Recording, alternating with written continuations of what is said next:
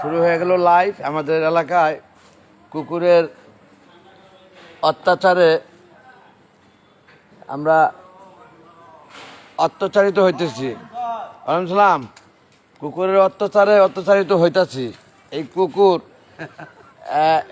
সংস্কার করা যায় কিভাবে, এটা একটা বুদ্ধি বের করেন দেখি আপনি সুপারভাইজার হিসাবে, আপনি নাইট পুলিশ সুপারভাইজার হিসাবে এটা একটা পলিসি বুদ্ধি বের করে জানাবেন আগামীকাল আমাকে। এই যে দেখেন, এই যে কুকুর আমি এখন দেখলাম যে পরিমাণে, এটা অস্বাভাবিক ঘটনা। এখানে এখানে এবং এইখানে এই তিন জায়গায় মিলে 40টা কুকুর হবে কমপক্ষে, আমার আনুমানিক ধারণা থেকে বলা। আপনি একটা বুদ্ধি বের করে কালকে জানাবেন এই জুলুম থেকে কিভাবে বাঁচতে পারি, কি পলিসি আছে আপনার কাছে। সুপারভাইজার হিসেবে আপনার দায়িত্ব দিলাম আমি এটা আজকে। নাইট প্রহরীর সুপারভাইজার আমাদের ইসমাইল সাহেবকে বলছি, ঠিক আছে? এটা লাইভ চলছে কিন্তু লাইভে না। এখনই বুদ্ধি দিতে কই নাই আমি, এরকম বুদ্ধি দেওয়ার হাজার লক্ষ কোটি লোক আছে। বুদ্ধি হলো সবচেয়ে সস্তা জিনিস, ঠাস করে দিয়ে দেবো সবাই। এটা হচ্ছে সস্তা জিনিস নাই, এটাকে দামি ধরে আগামীকাল বলবেন আমারে, ক্লিয়ার? আগামীকাল বলবেন এই গরু কত হয়েছে, কত? 1,05,000। ভালো হয়েছে মাশাল্লাহ। যাই হোক, আমি এখন বুদ্ধি নিব না, বুদ্ধি তো সবচেয়ে সস্তা। যে কেউ বুদ্ধি দিতে পারে কিন্তু জানেন, বুদ্ধির চেয়ে সস্তা জিনিস এনে দেশে। আপনাকে এই বুদ্ধিটাকে দামি ধরে আমাকে জানাবেন আগামীকাল কিভাবে নিস্তার পেতে পারি কুকুর থেকে। ওকে, লাইভে কিন্তু আমি বললাম এটা দক্ষিণ পল্লবী বাইরোঘাট মালিক কল্যাণ সমিতির এরিয়া, এবং আপনি নাইট প্রহরীর সুপারভাইজার ইসমাইল সাহেবকে বললাম, ক্লিয়ারিও? ওকে, আল্লাহ হাফিজ এভরিবডি। আমি আবার এখানে লাইট দেরি গা, আরে আমার ইয়ের লাইটই তো দেরি আমি, হ্যাঁ লাইট ছাড়া নাকি ইসমাইল সাহেবের দায়িত্ব দেখুন, সুবহান আল্লাহ। যাই হোক, তাও বোঝা গেছে আমি লাইট দিয়ে ক্লিয়ার করে দেখা দিলাম তার চেহারাটাকে। ডিফেন্স সিকিউরিটি সার্ভিসের সুপারভাইজার ইসমাইল সাহেব, নাইট প্রহরী। ওয়ালাইকুম সালাম।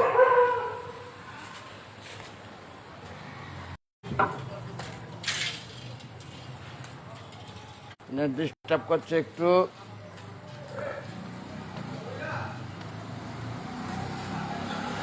দেখা যাক। এক পর্যন্ত আমার গরুটি ঢুকানোর জন্য আমার দারোয়ান এসেছে, আমার দোকানের স্টাফ মিজানকে ডেকে নিতে, একা পাচ্ছে না গরু ঢুকাইতে।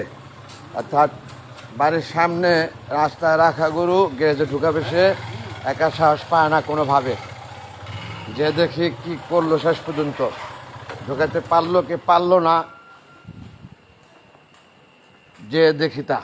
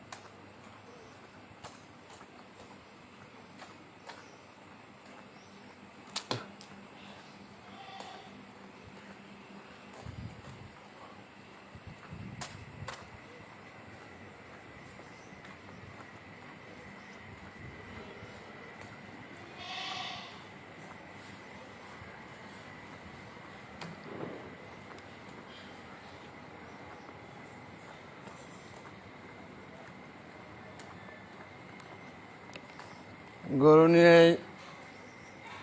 ব্যস্ত আছেন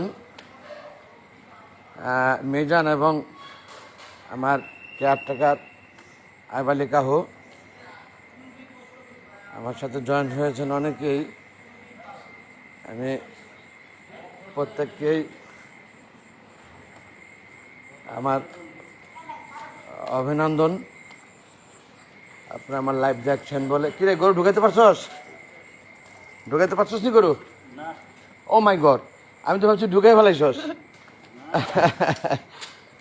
যাই হোক, এখনো গরুটি ঢুকাইতে পারেনি। দেখা গেল, তবে যথেষ্ট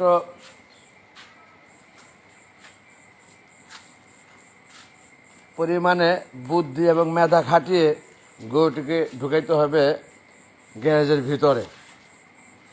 কারণ গরুটি একটু পাগলাটে, না হয় গরুর মালিক যে যাচ্ছে কিনে এনেছি, সে পায়ে আর গলায় বেঁধে দিত না ওইভাবে। তাতে আনতে সময় বেশি লেগেছে, গরুর অনেক কষ্ট হয়েছে, নাকি রে মিজান? গরু অনেক কষ্ট পেয়েছে, আস্তে আস্তে হাঁটতে হয়েছে, অনেক সমস্যা ফেস করছে এবং সময় অনেক বেশি লেগেছে।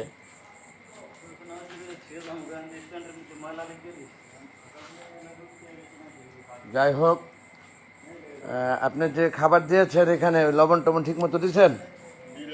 খাইছে নাকি? তাহলে আরেকটু লবণ আর একটু পানি দিয়েন। হেঁটে এসেছে, পানির পিপাসা, ওই যে পানি খুঁজতেছে দেখতেছেন, তাই না? পানি দিলে আবার একটু লবণও দিতে হবে, আর একটা কয়েল জ্বালাই দিয়েন। বোবা জাত একদিকে, অন্যদিকে কোরবানির পশু, এটাকে আদর যত্ন করে এটাকে সেবা দিতে হবে, অনেক ভালোবাসতে হবে, অনেক আদর করতে হবে। ভালোবাসার সবচেয়ে প্রিয়, ভালোবাসার যেই জিনিস, সেটাকে কুরবানিতে বলেছিল, হাদিস থেকে আসা বর্ণিত।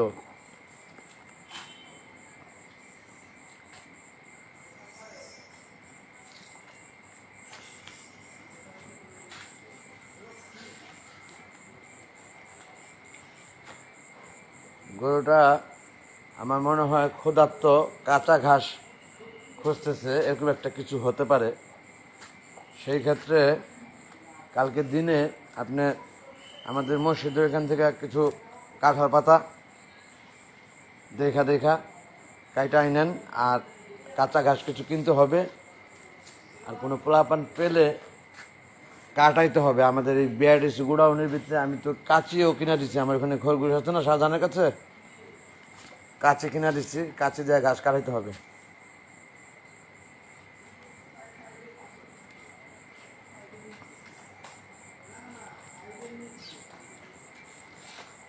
কেবল গরুটি ভিতরে ঢোকানোর অপেক্ষা, সেই পর্যন্ত লাইভে আছি আমি আপনাদের সাথে, আপনারাও আমার সাথে আছেন, এই জন্য সশ্রদ্ধ অভিবাদন, অন্তঃস্থল থেকে ভালোবাসা, লাল গোলাপ শুভেচ্ছা। দেখছেন যারা, আমি আসলে সেইভাবে আপনাদের সম্মান দিতে পারিনি, নাম ধরে বলিনি, প্রত্যেকের নাম লেখা আছে এখানে, লেখা দেখতেছি আমি, যা আমাদের বাবু খান, এমডি বাবু খান, আমি চিনি বাবু খানকে,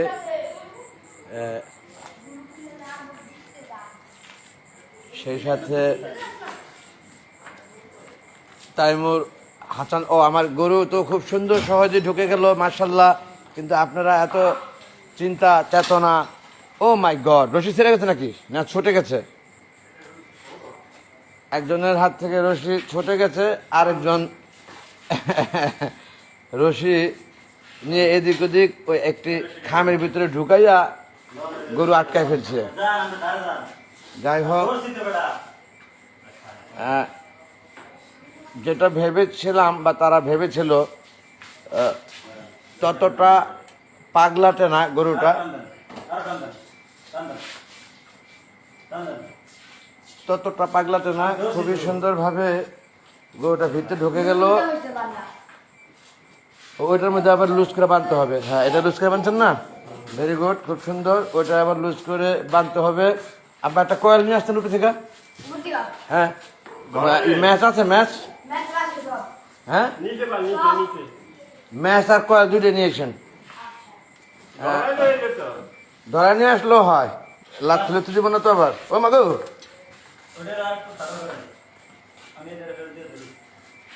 আবার শুইতে বসতে পারে দেন ঠিক মতো। গরু মাশাল্লাহ বেশ লম্বা, ছাও, পেটটা একটু খালি খালি দেখা যাচ্ছে, কিন্তু বেশ লম্বা মাশাল্লাহ। 10-11 ফুট লম্বা হবে, উচ্চতাও কম না, চোষের দিকে মাপলে ন্যূনতম 5 ফুট 1 ইঞ্চি 2 ইঞ্চি হতে পারে।